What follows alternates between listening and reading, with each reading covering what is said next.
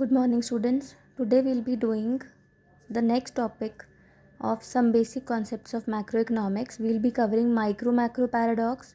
We'll be covering interdependence between micro-macro, and also we'll be completing difference between final and intermediate goods. Okay, so come. So the first topic is micro-macro paradox. Okay, so now micro-macro paradox means what is logical, what is right at micro level may or may not be logical at macro level, right? What is logical means what is right at individual level might not be right at the macro or economy level. Let's take an example.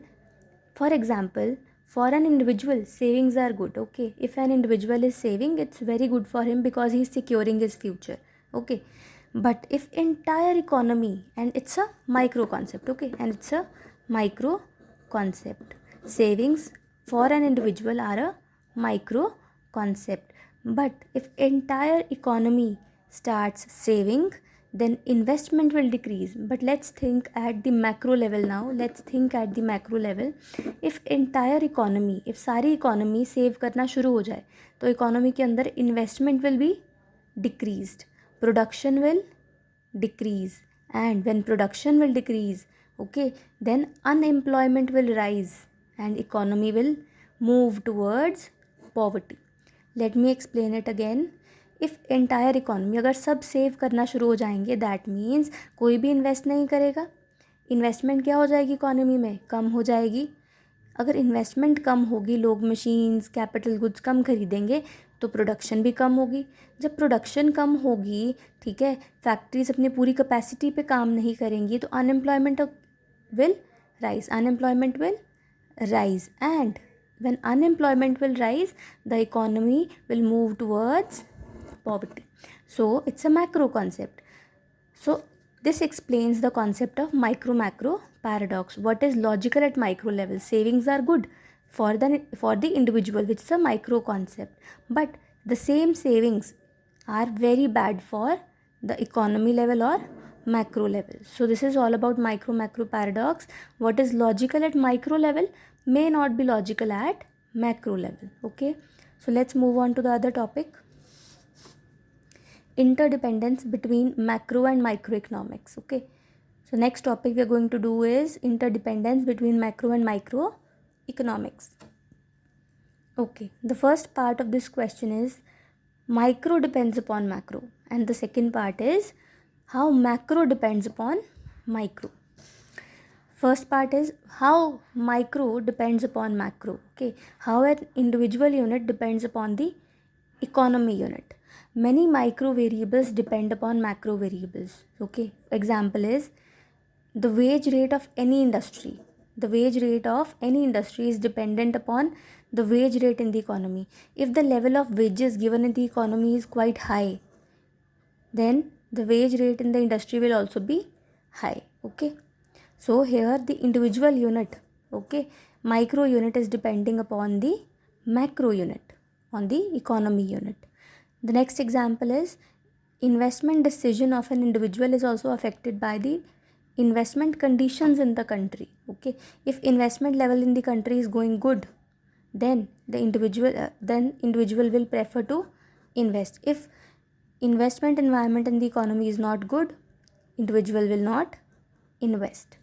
Okay, now the next part is macro depends upon micro. Now how does the macroeconomics depend upon microeconomics?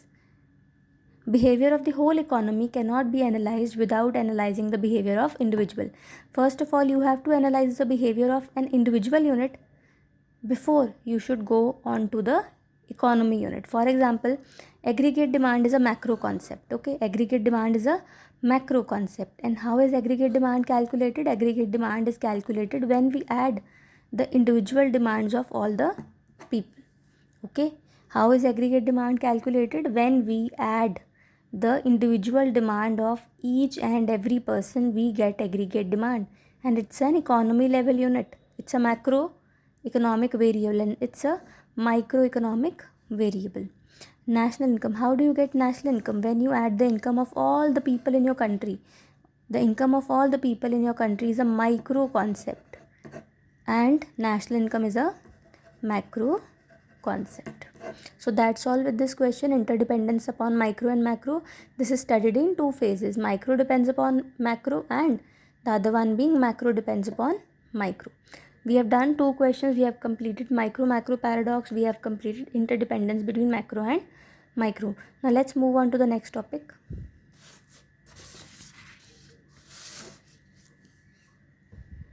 The next topic is types of goods. There are two types of goods, final goods and intermediate goods. Okay, the first classification is done between final goods and intermediate goods. Now what are final goods? Final goods are the goods which have crossed the boundary line of production. Now what is boundary line of production? Boundary line of production means that these goods have been out of production process, that these goods have been out of the production process.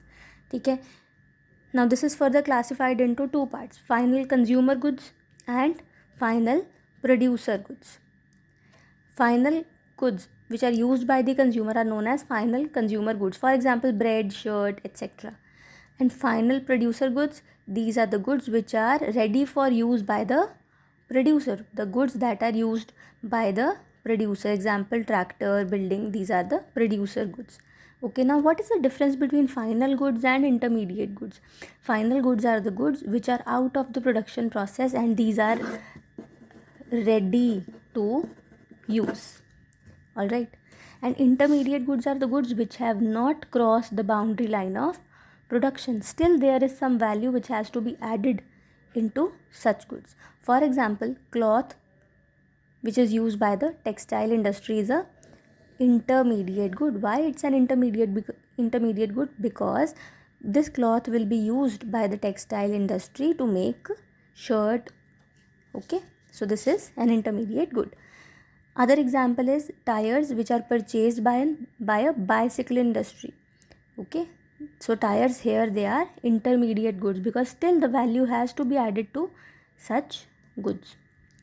Okay, let me take an example. If the same tire is purchased by some consumer, okay, who's going to change the tire in his scooter, okay, so in such a case it will be a final good.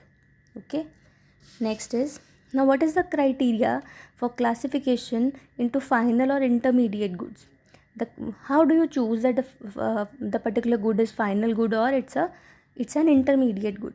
The criteria is the end use of such goods. If the end use is done by a consumer, it will be a final good, and if the end use is by the producer, it will be an intermediate good. Let's take an example. The same good will be intermediate for one and the same will be final for some other. Let's see. The sugar which is used for production of sweets by the bakery will be an intermediate good. Okay, it's a raw material for your bakery, so it's an intermediate good. Value will be added to the sugar here. Now sugar which is used at home, that we use in form of any home cooking, that will be a final good. So the same good, there is just one good here. I'm taking example of one good, sugar. Okay, the same sugar is intermediate for bakery and the same sugar is final for the household. So what matters is you have to check that whether the end use is done by the producer or by the consumer. That what is the ultimate use, whether value will be added into it or value will not be added into it, while classification between final and intermediate goods. The next one is difference between intermediate and final goods. First one is meaning. Intermediate goods are the goods which have not crossed the boundary line of production. They are still value has to be added into such goods. Final goods are the goods which have crossed the boundary line of production. Now which one is used as a raw material? Intermediate goods is used as a raw material. This is never used as a raw material. Final goods are never used as a raw material. Intermediate goods, such goods may not be resold. You cannot sell them as such. Final goods are the goods which can be resold. Next, intermediate goods, value addition. Value is still to be added into the intermediate goods, whereas final goods, there is no need to add such value to final goods. Now, which of these is counted while calculating national income? Final goods is taken into consideration when